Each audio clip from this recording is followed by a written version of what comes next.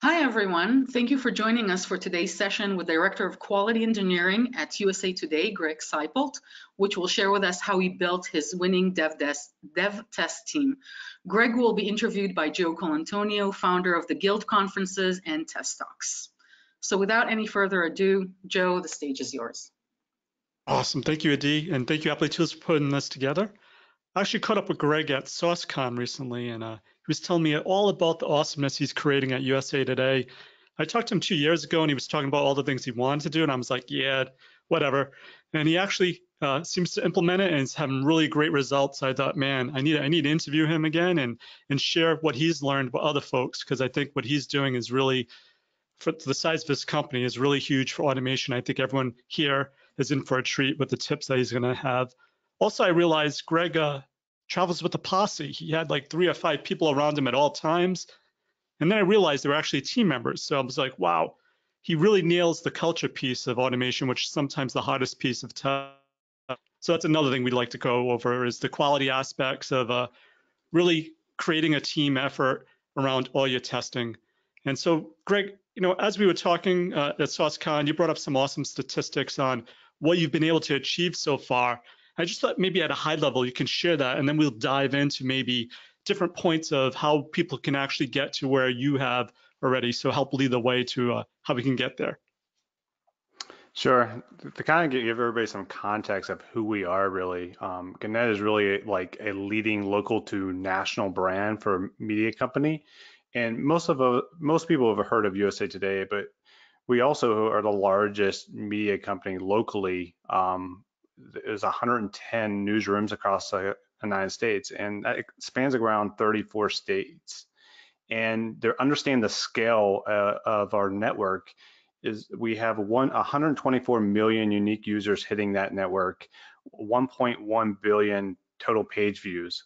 That's a lot of people visiting our sites, which is a lot of digital products. And I think today 1 hour will not be enough to cover all the cool things that we are doing in the sense of like how we have evolved since I joined 4.5 years ago from a manual testing shop to this focus of quality engineering team where it's a well-balanced team.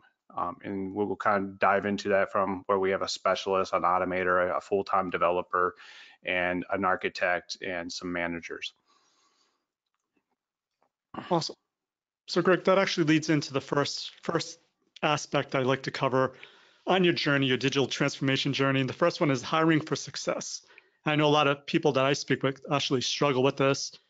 They don't know if they look for someone that has developing skills or they look for a tester that they then teach how to develop. You did mention in your opening that when you started, you had all manual testers. So how do you assign roles and see what your team is like and then see what needs to be filled in for any weaknesses that you may have on your existing team? I think when you're starting this journey, you have to really understand what your vision would be and then have a mission statement around that and understand the skill sets that is really required to meet those two objectives from that standpoint. And so from there, you can build out of understanding what type of talent you would need on your team. I believe you always need someone that looks at the big picture, holds teams accountable, and I really kind of craft that as kind of the quality specialist. And then you have that automator in the sense of someone that is actually in the trenches automating tests, but also working with the devs where you're trying to shift the culture to where it's everybody's responsibility around owning quality. And it's not that siloed mentality. And then to really push this forward, what we have done is have a dedicated full-time developer building tool sets that helps reduce the time for developers to help out with this whole process. And then just having people champion this from a leadership from my managers. And then what happens is you kind of start building this culture to where you have advocates that are also believing in that movement from when you're hiring for those type of resources. Awesome. So when you are hiring, when you do have them in-house at that point, how do you then coach them up in order to fit into your culture? Like how do you get them to come in and have confidence enough to know that your team really is invested in testing and automation, that your whole company is actually involved? How do you like work them into how you think they should be behaving within your particular culture? Yeah, so it kind of is like having clear expectations up front of understanding, one, how we actually test things. but also having another kind of lane there of like how we actually develop things and making sure that those two parties are coming together to understand there's just different stages as you're doing all these things, from there's this intake and the discovery and then the execution and then review, and you're kind of iterating on this on any type of thing from a development task to even a testing task. So I think it's really clear to make sure that everybody really understands that journey along that development cycle. And I think from there, you can start establishing how you're going to do some adoption. From like that adoption comes based on communication, and that communication comes in multiple levels, from meeting with product people to developers, of understanding, do they really truly understand our vision? But also it's about informing that community of like, these are the things we're building for you. So having customer advisory board meetings with development teams. We support multiple development teams. It's just not one development team. And focus on, are we building the right things? Or do we need to kind of iterate and rethink that? We do monthly newsletters, we do presentations and all kinds of things. And I think it really starts with the communication and setting that clear expectations up front.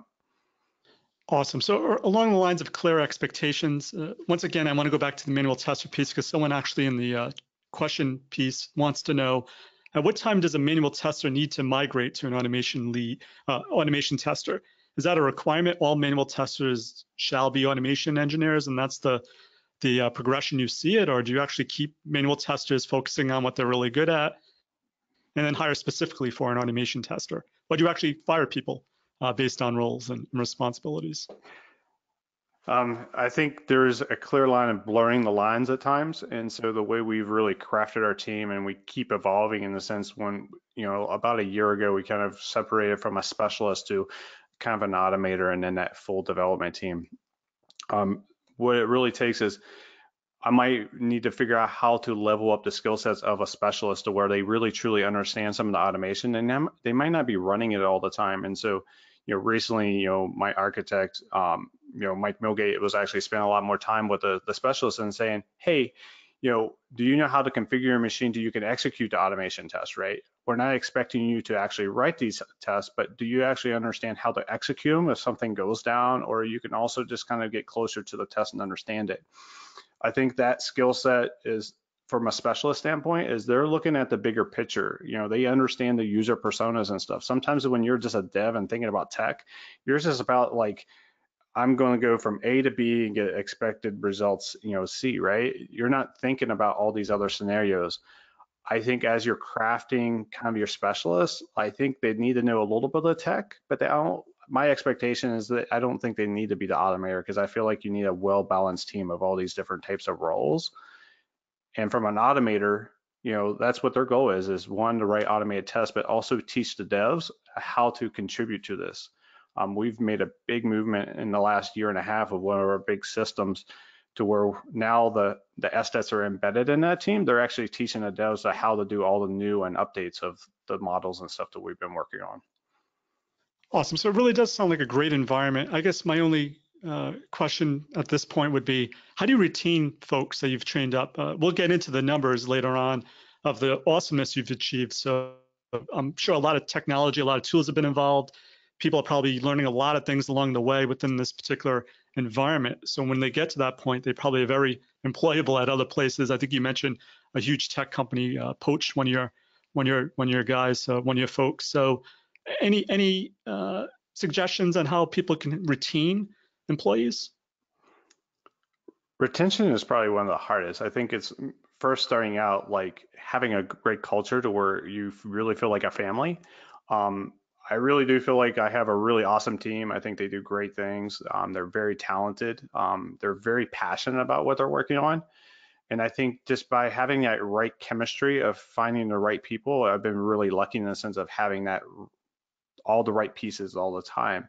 I think talking about innovation, as a quality engineering team, it's about, those developers, how do I, keep them interested, and talk about ideas of how we innovate. So now that's where we're kind of doing like test generation and looking at like machine learning and things like that. So that's retaining them from that standpoint. A lot of it's technology also. I think that's a very important piece, but I think it's really hard, especially my team. It's a really young team in the sense, some's out of college, it's their first time job. And so trying to maintain that is really challenging. But I think it really starts with the culture piece, really, from within the team. Awesome, great segue, Greg. Let's talk about that culture, establishing and maintaining a culture of teamwork and effective communication. A lot of times, I know companies that will stop using a technique like behavior-driven development for the communication aspects, and it just turns out that the people that are the testers end up just writing, using it as an automation framework and really missing out on the communication piece. And it's almost like an invisible silo between developers and testers. So any tips on how to bridge this gap and make it so it's a whole team type of effort? Yeah, I think when we started this journey, and I'm going to go maybe about 3.5 years ago, it was really about hiring kind of like SDETs, but really developers that would be embedded into the team. Or you kind of look at the squad model that Spotify and stuff is like, you have someone that's technical within that team that can kind of talk with the developers and have a really good conversation of understand what we're trying to achieve. And I think from that establishment there allows those individuals on the actual development side to actually start adopting and actually believing what we're actually trying to accomplish or what we're trying to preach to them. And trying to maintain that, like the thing is, if you're starting from this journey from the beginning and you're embedding individuals, you have two lanes you're kind of working in parallel. You have an operational piece, right, where, hey, I'm trying to take this technical debt of manual testing and trying to automate it in the right way of balancing out that portfolio where everything's not the UI.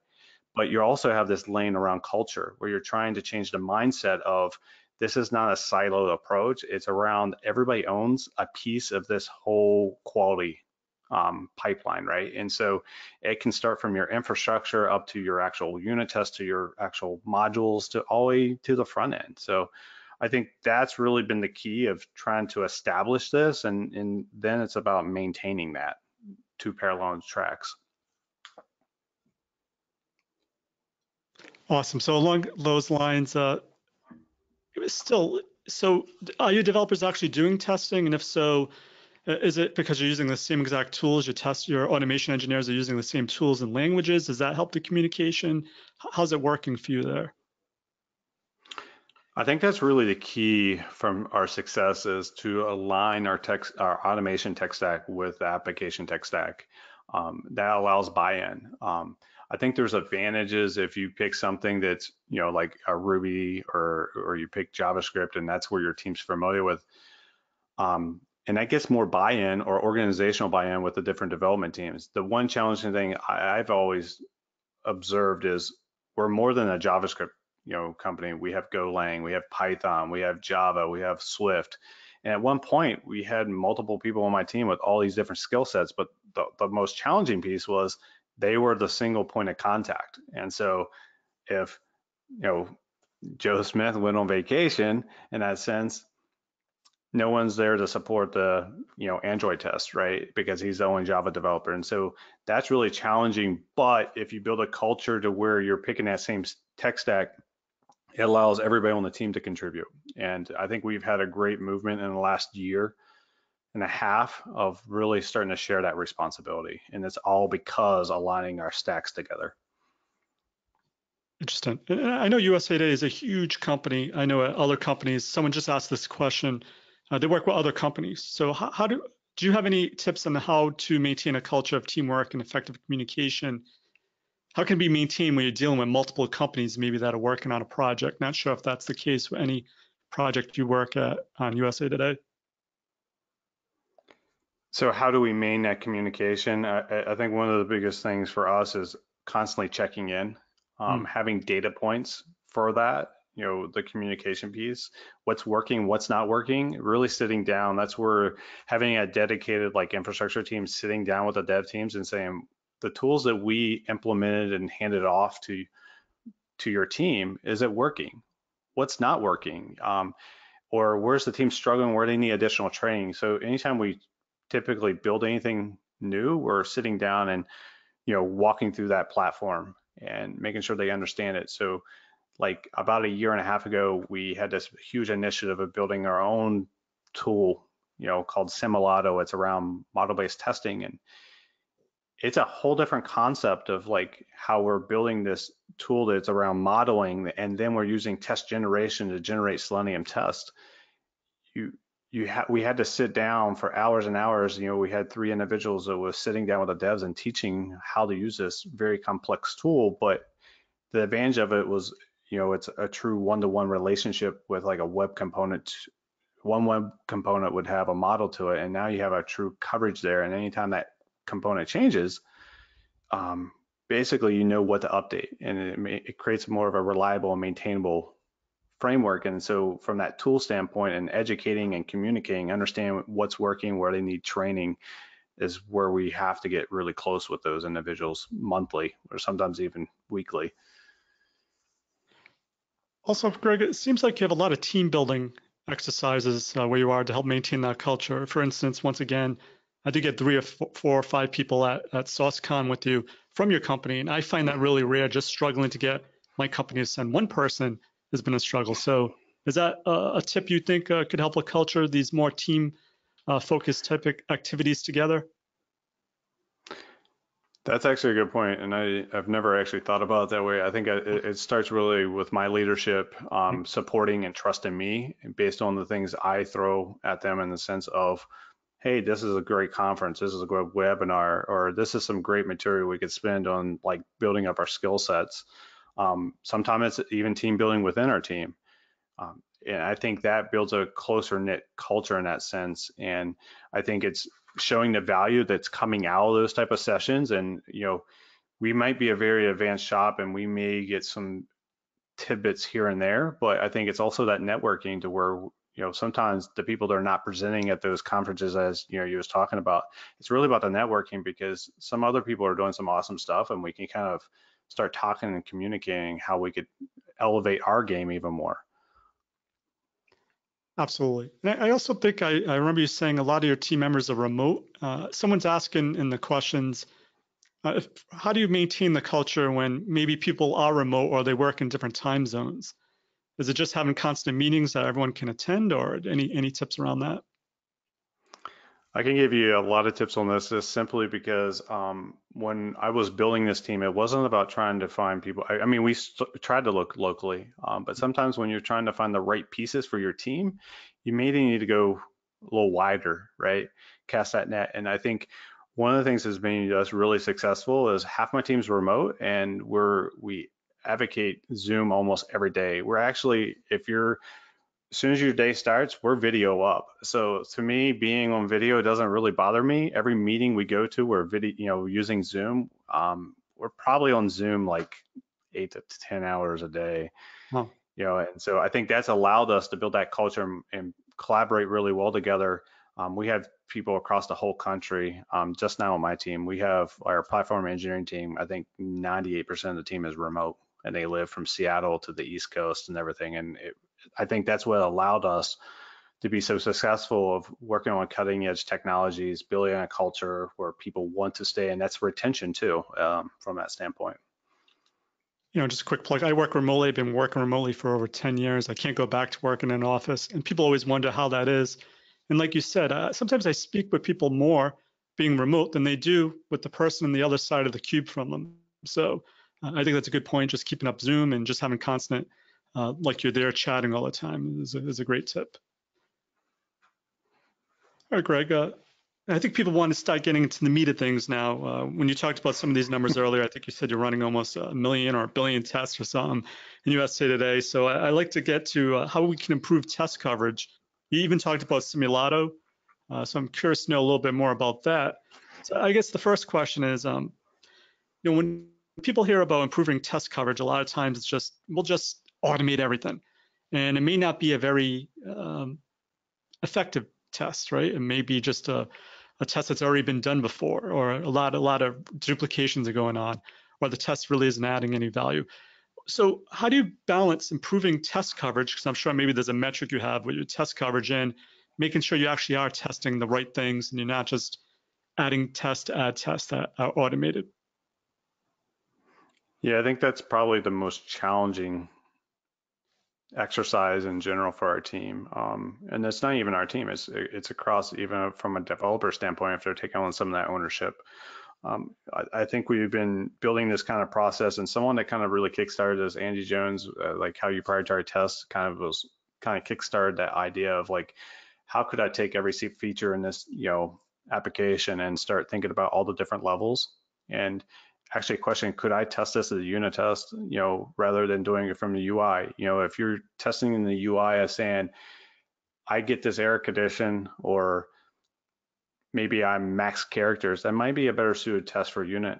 Or you may see when you're doing this exercise and you're doing the evaluation that you have it covered in like 4 different other types of tests, and you're like, okay, well, I now got duplication. How can I reduce some of that? And give you some examples. They might have a unit test, or they have a UI component unit test, and then there's this functional test, and then maybe it's on a visual test too. And so you're like, okay, I got a lot of duplication, so I can reduce there, and so that starts balancing it out a little bit. But when it comes to writing the right test, it's really questioning every feature, saying, do we really need it? What's the most critical feature or module that needs to be tested every single time? And then determine what's kind of the lower priority. That allows you to kind of balance out a little bit more. As we've been building this tool called Simulato to try to improve test coverage, the goal with it initially is like, hey, we're going to basically write this model, and that model maps to a web component, and then we're basically building some algorithms that generate tests for us. Right now, it's making sure that when we generate this test, it's actually executing every action that we put in those models. As we look forward, what we would like to do is kind of build algorithms that, hey, this is a pull request coming in. Let's understand what changed and generate the test to that, and only test that. So now we're targeting our testing to where we don't have to do all the things, right? Same as from production, having analytics of how's the user actually using your application. I think this applies for everybody. For us as a journalist, is one of our big users in the sense of our platform there, and it's very complex. It's a content management system. There's a lot of bells and whistles with it, right? And making sure that we're creating the right user coverage, because if you have a scripted test, you go down that same path all the time, but there's all these other type of combinations, right? That's one of the advantages if you start heading into like model-based testing, is looking at something that may have, you have always took a single path, but it actually has another 100 combinations, right? And figuring out how you generate the right test for that. That's one way, but our goal is around focusing on the right coverage too, is around test generation to reduce that duplication of code too, because there's a lot of boilerplate type of things that we're doing every day. I could keep going, but I'll let you kind of chime in there a little bit. Yeah, I guess, Greg, folks that aren't familiar with model-based testing, can you give an example of what you mean by that, like very high level? How you're generating these Very high tests level in a model? Yeah. Yeah, so I'll just start very high level. If you are using Angular, React, maybe the whole part of those is you're creating this library of web components that allows you to accelerate how I want to develop a front-end application. And so one of those components could be a drop-down box. And so what we do is we create a model for that drop-down box, and we basically paint the whole picture of the application with a bunch of models. And then the way we've written and put some structure to our models, we need to add more structure to it, but then that algorithm is going through and determining all the different paths that can take to generate kind of the actual test it needs to create for it. There's a lot of, if you want to learn more about, like, we could spend hours on the model-based testing. We've done a couple, we have our own website called, out on GitHub and everything. We can kind of post it after email to kind of learn more about all the concepts we're using there. I think we've also done some presentations too around it. Awesome. And Greg, we'll have some suggestions for our resources when we get more near the end. So definitely. Another question that comes to mind, though, is tech debt. So it sounds like not only are you trying to keep up with the new development, but over time you obviously build up tech debt. When you started there, you said everyone was a manual tester, so you probably started off with a lot of test cases. So any suggestions on how folks can handle tech debt? Is it risk-based? Is it feature-based? How does that work? I think the conversation first is having someone sitting down with product owners and understanding what's really critical to our business to kind of start thinking about setting priorities to the different levels of testing, and then start chipping away at that. I think that's been very successful for us as we've been kind of modeling out this system around Simulato, is understanding what to prioritize, and then at some point just say, do we really need to do these other things? Tech debt can come in multiple flavors, in the sense of like, you have your manual testing tech debt, right? But then you also have the automation piece of it, where you need to build a very reliable, maintainable framework. And from that standpoint, because automation can be, flaky tests. That's why I think you need to have a dedicated infrastructure team to kind of help understand, why is this test only passing 75% of the time? And there's methods behind that, how you can stabilize that tech debt, in the sense of, USA Today is a very dynamic, website. There's a lot of news articles and everything on it. And one of the things we do with that data when we were creating our dev or stage environments is kind of creating these static data feeds or fixtures of the page, so it stabilizes them and ensure that we have the same data on the page every time we're testing it. And it's just rather than calling the API, and that causes, all these API calls that load everything. And we're reducing that. And maybe that's what will get us across the line to that test passing 100%. There's a lot of methods on technical debt, and it's really about prioritizing what's critical for you. It depends on your journey on that one. And I can give you lots of tips of how we've got through the weeds on that one. Yeah, if you had a specific example, I would throw that out there. Yeah, I think the biggest example for us as it being dynamic, if you're doing, especially like if you're doing a lot of navigating around and you have a lot of dynamic data, the biggest example is really building static data feeds on your actual application. That's going to stabilize your test a lot. Also, try to reduce a lot of your network hops. Just think about it, if you're running from your machine and it's making multiple hops and stuff, especially front-end tests, they're very fragile in the sense of, timing. And so I'm trying to make sure that that speed from point A to B is really quick. If you're going through proxies and VPNs and stuff, that just raises the chance that test is going to fail. So try to reduce that down as much as possible.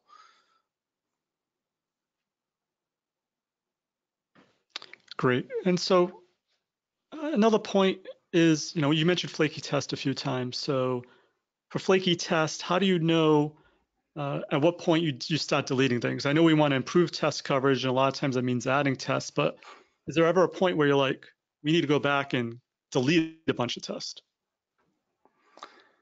It's a possibility. You may skip those tests. Sometimes that's what development teams do. We've been pumping more data we've been building this test aggregator, right, of all of our testing results. We're averaging probably around, as of right now, 1.5 million tests we're running a month. And, that's a lot of tests, right? And as of right now, we have about 5% skip rate, and we're about maybe less than 1% on failed. But it's also about understanding the data that you're pumping in there, so you can kind of do some analysis on that, right? Is it the same test all the time, or is it a different one? Understanding the symptoms is probably the key of this, and then really dig down into the root cause of why that's failing. Most of the time it could just be network. Sometimes it could be the way the test is written. So if the test is written really badly, that's a good opportunity to take it offline and refactor it, right? Or just completely turn it off. I also find is maybe it was never really a good test, right? My team, the infrastructure team, gets really close even with the developers of even reviewing their unit tests and kind of making suggestions like, this was implemented incorrectly. This is the way you should be writing your unit test too. So we're getting really close to the code at all levels. So it also sounds like almost like a culture thing, because a lot of times tests are failing and the developer's like, I don't care, it's a functional test. But it sounds like you have the culture in place where you see a test failing, you act on it, and they actually have input from developers actually working on it. Developers will work on it. It's probably the hardest challenge to give people as tests are failing, but it's around having that data. I think ever since we started pumping data into our QVD, as we call it, the quality visualization dashboard, where we built this API that's pumping all this data into Sumo Logic. Having that data in front of us and kind of holding them accountable for it is really key. And also gives us, you understand the risk if you continue to allow this to fail in that sense, because if you're releasing, there's a possibility of releasing a bug to production, right? So the culture has been really responsive of trying to react, understanding the priority of that test. You know, it's what you just asked a second ago, is like, is this a really high critical type of test, or is it more of a low hanging test? And so that's the time to do an evaluation on that test also. Right now, you mentioned Sumo Logic. Are there any other tools you use to help you triage failing tests? Because that's one thing I see, especially if, like, you're running multiple iterations, multiple environments. Tests are going to fail. But how do you have time to triage what's failing, why it's failing? Is that still a manual process? Do you have any tips on how to triage quicker so that you're not getting bogged down with failed tests, so you can't really accelerate and improve your test coverage at that point? That is one area that we need to evolve on, in the sense it's a really new thought process around. We started with some other tools in the previous years of trying to pump data in, but this wasn't as reliable in the sense, and it's very manual. Like especially the reporting with some of the other systems we was trying to use at the time. And we found ourselves kind of getting in there and trying to create this report. Now what we're trying to do is really push that data into our QVD dashboards. And then what I would like to see us to do is to make analysis on, is the team trending the wrong way, and then notifying them some way from an email or a Slack bot saying, you know, you've been X amount of days going in the wrong direction, you know, in the sense of you've skipped 25% of your tests, or 25% of your tests have failed since this pull request, right? So holding accountability, we've talked about, but everybody's going more remote. So we was thinking about putting TVs around the whole office in the sense of saying that with our dashboards and showing that, because everything's a competition. You don't want to be that person that causes failure. It's awareness. It's all about awareness. And I think a lot of people, every meeting I'm in, if I see something negative or we're trending the wrong way, I'm always bringing it up. And I think they start to react to that, and it becomes a norm that, hey, this is failing, or this is an issue and we got to look at it. Absolutely. So how do you get people to get that awareness? Are there any key metrics you use on your dashboarding that lets people know, oh man, I messed that up, or I need to get on this hot right away because that's critical? Yeah, I mean, a lot of it is all the data we're pumping into Sumo. We're building these dashboards and multiple, you have an executive level today, but we've also got it down to the actual team level. Analytics is one of the biggest ones. We just spoke at SOSCON around that, and understanding, you know, what, you know, analytics providers are failing, right? And having that data point and saying, this is the one's failing all the time, or maybe it's only on this type of browser. So building the dashboards that have all the data that actually makes sense for that development team. So as long as you have the data and you're pumping into a central location, you can pretty much mold however you want to see that information to build that awareness, right? And so one of our goals going into this year is, it's more than the testing data. It's also about, how's GitHub data? You know, when someone creates a pull request, is that developers pre-checks always failing, and pumping that into a dashboard that we can hold more accountability, because that's just a best practice. When you make a code change, you should be running all the tests, right? So that's giving me a point of conversation with them to say, this is an area where you can improve. We're looking at other areas from status page to, you know, Slack, Jira, to understand all this data to kind of paint this single pane of the quality of the project, right? And so put security, accessibility, all that stuff into this one location, and that's what our goal is. And I think that's holding teams more accountable, but also giving them that visualization they need. Absolutely. And you know, the slide also mentions improving test coverage with more accuracy and less code.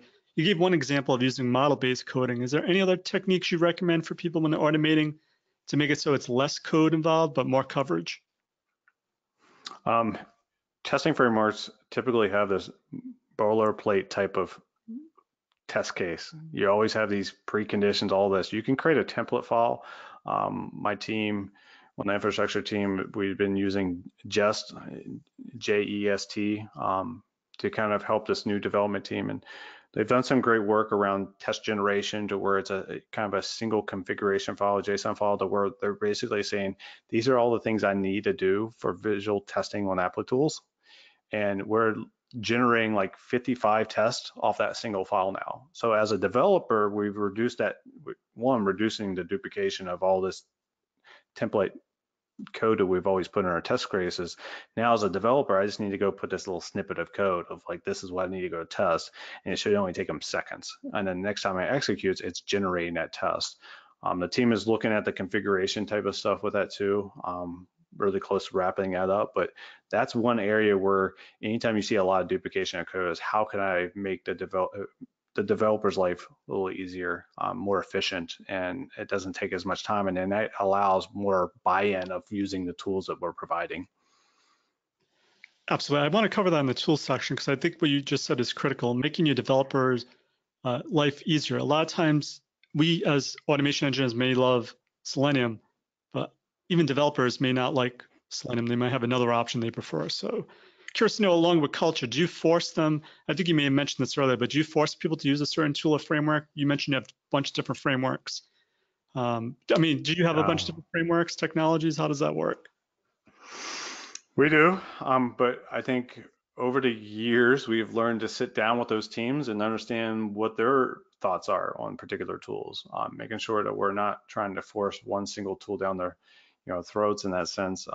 Yeah, sometimes we may do that because we think it's a better fit, but I think when we decided picking Jest, it was a good evaluation with like WebDriver IO, and I think we was initially using Nightwatch and using Jest, and we just saw that the performance was definitely better with that tool, but also it was kind of a one-stop shop where the developers are writing their unit tests also in that same framework, but they could also do their visual or functional tests and other things in that same tool set. And I think that was a huge advantage, and it was us all compromising on one tool in that decision process. Very cool. So next segment, I guess, is accelerating release cycles. I guess you have all these tests now, so that's great. You have coverage, but you get into another point is now you need environments. You need tests to run in parallel. So I guess the first interesting piece I see teams struggling with is environments, spinning them up quick enough, or even finding out how to get dynamic data in the environment so that they can, when they do run in parallel, that be able to accelerate and release more and they're not worried about those type of issues. So first question is, any suggestions around making your environments more automatable so that they're easy to tear up and tear down? So when you do run tests in parallel, it's not such an issue. Yeah, so when I started this journey with USA Today about 4.5 years ago, I actually reported underneath the platform as a service team, which was a team that was trying to build services for all the development teams to make their lives easier, building this kind of scalable, repeatable infrastructure that it could be disposable in the sense where I could have this one environment and I could spin it up and tear it down. And originally we started with Chef and we was using Scalar to where it was like a self-service model where, hey, I need this type of server. I could easily go in and create this, farm and, replicate it really quickly. The cool is, my peer, Franklin has done a great job in the sense of building his own platform himself to make that easier for the developers too, to where it's repeatable. And we've evolved there too. We started at Chef and now we're kind of Docker and Kubernetes, and that team is constantly innovating also. And that allows us to accelerate our release cycles from that standpoint. And really, I think the heart of any application starts at that infrastructure side, infrastructure as code or, Docker and stuff, because without that, you can't move fast. Then all the other tooling comes in play.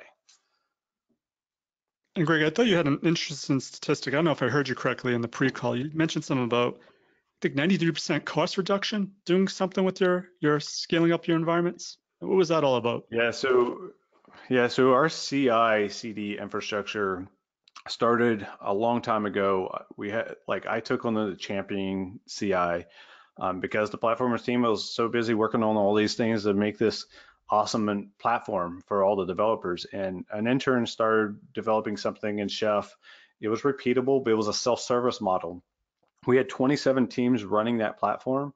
But the thing was, it was costing us over probably about $14,000 a year per farm. And so last year, I at one point was still running the CI infrastructure team. And so they moved everything to Docker and Kubernetes, which allowed us to go to an 80% reduction without auto scaling. And after we add auto scaling to that CI infrastructure, we was at 93%. So we took it down to where it was only costing us about $960 a year from that standpoint. And what that allows us is when we ever get a load coming into our system, we scale up the right amount of pods, everything, and then scale them back down when we're done. And so we're not sitting things out there and eating up the dollars, right?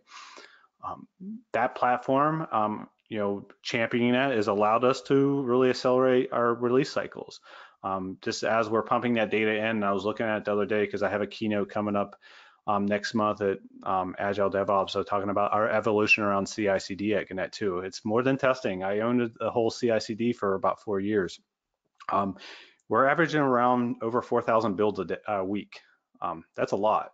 And it's constantly getting faster in the sense of like increasing. I think I saw last month it was about 18,000 builds across our CI platform. That's a lot. Yeah. And so, Greg, you mentioned it's more than testing. Then, when you're doing these main releases, what else are you working on in CI/CD? Are there different pipelines for static code analysis, or any tips for people to really get the most out of that pipeline so they're covering testing from every stage, not just necessarily testing, but other aspects that are critical? Yeah, I mean, testing comes in all levels of the stages, right? It starts at your infrastructure. To have a really reliable and repeatable infrastructure that has a solid core of testing. That team of the platform engineering is doing a lot of testing around that, but also making sure that if disaster and recovery happens, can I somehow automatically switch to some other regions and stuff from that? That makes it a little easier too, but also understanding, can I deploy all these environments where it's can be repeatable? Sometimes you may have to do some extra work in the sense of repeating that dev environment. And sometimes these dev environments are really hard to replicate. Some teams it's been really easy, and other teams we're still working towards how to make that more repeatable. And I think a lot of it starts of sitting down, and you have these talking about tech debt is more about testing, but you also have tech debt around technology too. Like if you're been doing it a certain way and you're trying to go to this more faster and lean way of doing it, there's a lot of tech debt around that, how you would actually scale your application up really quickly. Especially when you're moving kind of like Kubernetes and Docker, you have to have places to host all your images, right? Then you need someone to scan those images. Do you have all your secrets and stuff in Vault, making sure that no one's passing secrets or API keys across the network, right? Absolutely. Do you do anything with security? I know a lot of times people have scanners, static security analysis that they can do when someone checks in code to make sure they're not using a library that has a known bug in it or anything like that. Yeah, so kind of like your last question, static code analysis, it's kind of, I would say it's an area we could probably improve on. Like based on my previous experience, we used a lot on kind of like best practices and also like accessibility of saying, hey, are you meeting these guidelines? That the security team, we have a dedicated team, and they are using some static code analysis from a kind of a separate pipeline to make sure that they're scanning repos and kind of setting notifications out to the teams. They're doing some monitoring and everything. They've done a lot of monitoring and building dashboards in Sumo Logic of understanding what's working and not. They've also started kind of exploring some of the security testing, from penetration testing and other levels of it. But that's kind of where they're evolving too, is how they go from doing scanning and monitoring to now how do I write some tests around that. So Greg, in order to accelerate your releases, your tests need to run fast. So any rules or tips on, like, do you have a hard, like your test shall not run faster than, longer than 15 minutes, or we kill it, or anything you do where you bounce it from going any further down the pipeline? That's a great question. I never want to be the bottleneck. I've always heard this, as I've went through my 17 years of doing this, QA is always the bottleneck. And when I had the opportunity around doing CI/CD, I try to keep our suites less than 10 minutes, and that's running all the tests. So it's around about running as many tests as possible in parallel. One of our challenges now is we've built this amazing CI infrastructure, It's about scaling those workers up to it can handle the load. If you're doing anything on the front end standpoint, it's really challenging because it's CPU. It wants a lot of CPU power, right? So you need to figure out a way to understand how many nodes are available in my namespace so I can spread that out. We're able to easily say run all the tests at one time. We could probably be done in 5 minutes, but then that comes at a cost, So now you got to evaluate, do we want to go faster, but it's going to cost us X amount of dollars, or go a little slower? And our goal in general is no test should be no more than like a minute. And then how can we stay underneath that 10 minutes or 5 minutes? So it's setting that, the SLA with that team. It's a huge concern because I can move as fast as possible, but it comes with a cost. And it's all about, is the team willing to pay that cost of running tests faster? So I guess another concern is when you're scaling up and run things in parallel, it almost becomes a performance test. For example, I'm testing an application. I may have 5 clients running in parallel, but when you get to 8 or 10, it gets kind of funny. So did you encounter those issues? Do you have any way around that you handle it? Do you have separate environments for each test almost, or anything like that? Yeah, from a dev side of it, it's pretty isolated from that standpoint, so you don't run across it as much. Staging, it's about sizing that application to where it can handle the load, right? I think some of the things we've noticed is, hey, 20 tests, after 20 tests, it might start falling apart. Yep. I remember the first day around when we moved our CI pipeline to as pipeline as code, and we're like, hey, let's just try this feature in Jenkins where you could run everything in parallel at the same time. It pretty much took down the whole Kubernetes namespace because it didn't know how to handle that much load. So we kind of performance tested, and it was something that actually helped that team to say, and when this goes down, what happens, right? So it's all about that disaster recovery too. Cool. So Greg, we covered a lot of things here. I guess the thing I'm excited about usually is tools. I'm a fool with the tool, but anyway, during your transformation these 4.5 years, are there any tools you think you could not live without that really enabled you to accomplish these types of results that you have? I think if there's tools out there or vendors that can help you do certain things and allow you to focus on other things, Sauce Labs is huge for us just simply because they're scaling our whole Selenium infrastructure, right? And so my team can focus on building tools, right? I think they've been a key to our success. There's a lot of visual tools. Applitools is another one that's really big into our pipeline of like, there's other solutions out there, but when we was doing the evaluation, it's like, well, this would work, but we have to build all these other things that they're already doing. And so they're a key piece of that. I think now as we're getting closer into like Simulato, it's coming pretty much a core to our system in the sense of how do we build better algorithms and stuff. And we've invested a lot of time into this tool, and we want to make sure it's successful. I think the last one that I think has really been key to us is artillery.io. When we had elections night, it played a key part of making sure that our APIs could actually stand up to all the traffic coming in that night. And without that, having built that tool for that dev team and really doing all that testing up front, we wouldn't really have known if we could have handled the load. And I think that was a huge key to our success. And I think the last tool, you have to have some level of CI/CD. I know that Jenkins is the easiest. It can be a pain at times, but it works. Are there any plugins or tips on how to make Jenkins easier that you go to, like Blue Ocean or something like that? Tips to make it, if you look at Jenkins, I think X, that's what we built. We make sure that it's a repeatable infrastructure. We can easily tear it down, respin it back up, get it configured for teams. I think the one thing that we have realized recently is we're not multi-region. So if Google goes down on the East, we go down too. Is that okay? Not really, but if the application team is down too, that could be a challenge.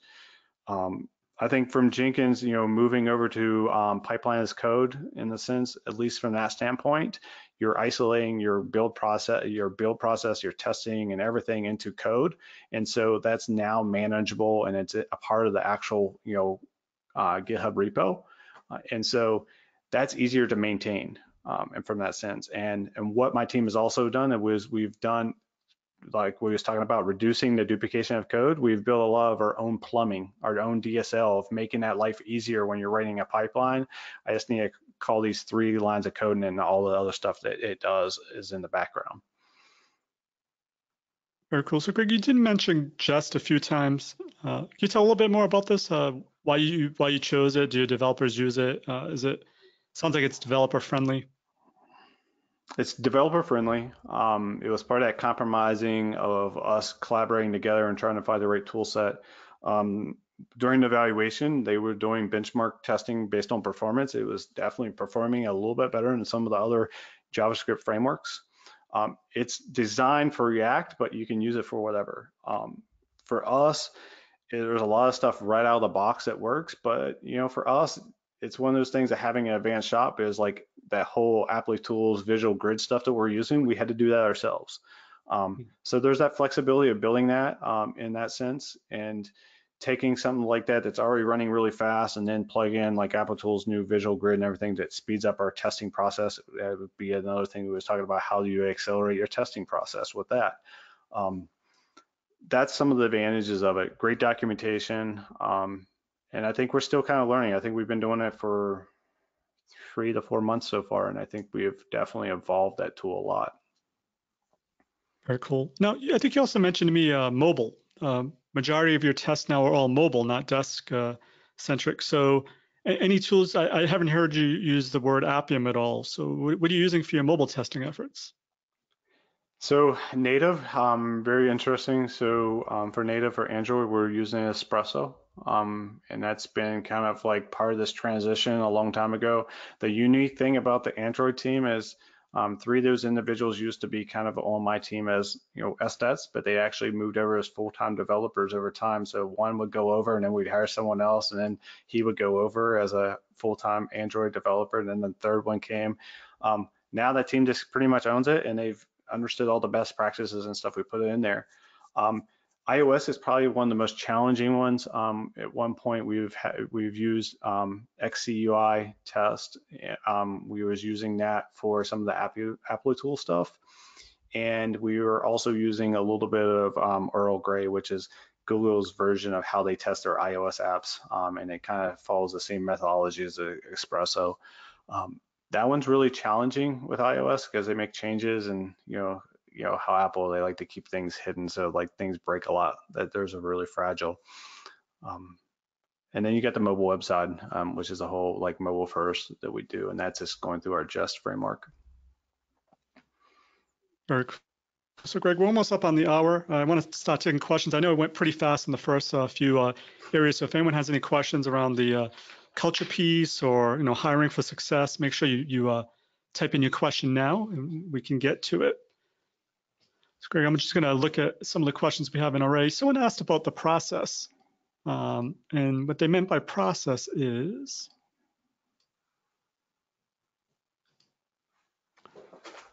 I can't find that question yet, but first question is how do you automate when your test is changing, when your web application is changing rapidly?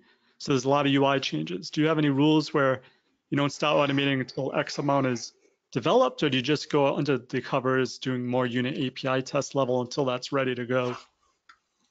Yeah, I think the best advice is we've learned that a little bit with some of the redesign stuff we're doing is it's hard to run front-end test until it's completed. And so that's where if you have buy-in of the developer owning that a little bit more, they can contribute to that test when the feature is done.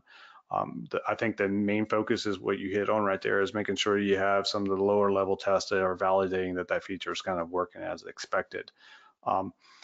It's hard on new features in that sense. For updates on an existing feature, it's pretty simple because you've already got something in place, and it's just teaching the culture that anybody can kind of make the update to that test. And that's kind of the culture we've been doing in the sense of what we're putting in place for a couple teams is like if that test breaks, it's your expectations to update that test. And that keeps them thinking about when they make that update, what the feature to do at the exact same time. Perfect. Paul wants to know what your thoughts are on code generation tools like the new Selenium IDE. What do you think of this trend? You mentioned model-based testing that kind of does this, spits out tests for you automatically. But what are your thoughts on this trend for using tools like Selenium IDE or even these new AI codeless-based technologies?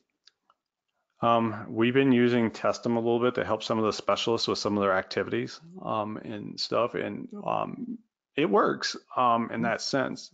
Maintainable wise, I'm still up in the air in the sense of like some of these tools say that they're self-healing and they do all this great magic behind the scenes, but I think it's like any tool, if it's really new, I think you're going to have some growing pains with it. From the codeless side, I think that you can generate kind of codeless type of things around test generation. If you have the right data, you can take that data, understand it, do some analysis, and generate the right test for that. And I think as long as you have the right framework put in place, you can do that. I think I was watching Testum do some stuff where they was like, it's kind of like you have analytics on your page. They would take understand how the thing I was talking about earlier about Simulato is understand the user's data and generate tests through their testing system. And I think that probably has a lot of value, and that's things that we're trying to do with our own tool from that standpoint. But codeless is great if you're trying to get started. I think maintaining those type of things long term, it's code. And the problem I'm finding with the codeless stuff is some of those tools, there's a lot of stuff behind the scenes. I don't know what's happening. And I know my architect is, at times very frustrated around that because he can't see what's going on behind all the traffic and stuff. And if you built your own tool or you're using some other tool like Jest and stuff, you're seeing all that stuff and you can kind of understand why it's creating flakiness or why it's not working. Awesome, Greg. Probably have time for just one last question. We're almost up on the hour. Just really quick, someone wants to know how big is your team? Manual testers versus automated testers versus infrastructure. Do you have a quick breakdown of how that works? I did. I had to actually pull this number because I'm never really good at it. And I was actually surprised how balanced my team is. The amount of work that we do every day. We have 5 specialists across this team, 6 automators, where they're just folks who are writing scripts. I have 5 developers that's building tool solutions. At one point when I owned CICD, there was 3 developers on that team. I have 1 architect and 3 managers. And I have a new intern that will be starting in a couple weeks. Every year I have a full-time intern. I've had great success hiring those interns. It's pretty balanced out. I think developer-wise, I think we're up between 100 and 150 developers across the Gannett product. So it's really a small team of the amount of developers there, and especially from an automator or even a specialist side of it, that's only like 11. Great. And I just want to mention here also, Greg, that it sounds like a great environment to work in. There's actually an opening in your company. So if someone's listening and they want to work virtually at an awesome company doing awesome technology with awesome people, so go to this link and you'll go to the what's required and see exactly how you can get involved here and learn to become an expert on the job. So I think that's a great opportunity for anyone that's listening, that's looking. Also a quick plug if you want to build some cool stuff. Yeah, so I just wanted to give a quick plug for that. All right, Adi, I think, like I said, we're a little bit over now, and there's some other questions here, but I think I want to honor everyone's time here. Sure, of course. So if you want to wrap it up, it's your show. I want to thank everyone that joined us today for this live session. That link to that awesome job is actually in the chat room right now. So you can click on it and see what Greg is hiring for. I want to also, of course, thank our speakers, Joe and Greg, for their time and for this very special and very insightful session to take things to the practical level and to see how things are done at the top levels. I want to remind you that the link to the recording of this session will be emailed to you by end of day Friday. And I do hope to see you all at our next event. So thank you for joining. Bye-bye.